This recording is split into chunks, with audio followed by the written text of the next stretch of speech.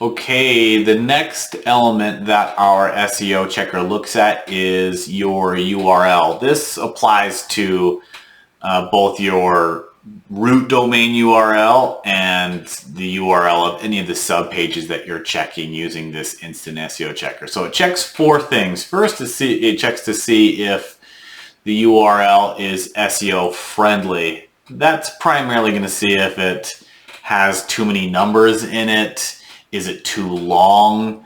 The next thing it's going to check is if the keyword that you're trying to target is in the URL itself. It's best practices to make sure that your URLs are keyword rich and that you put the keywords that you're trying to target into your URL.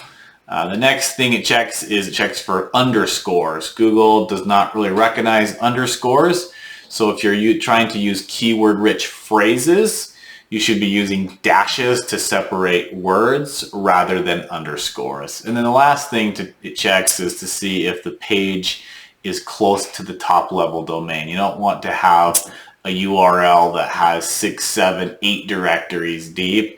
You want to keep as many of your sub pages as close to the root domain as possible. So those are the 4 simple SEO elements that our instant SEO checker looks at for your website. Thanks.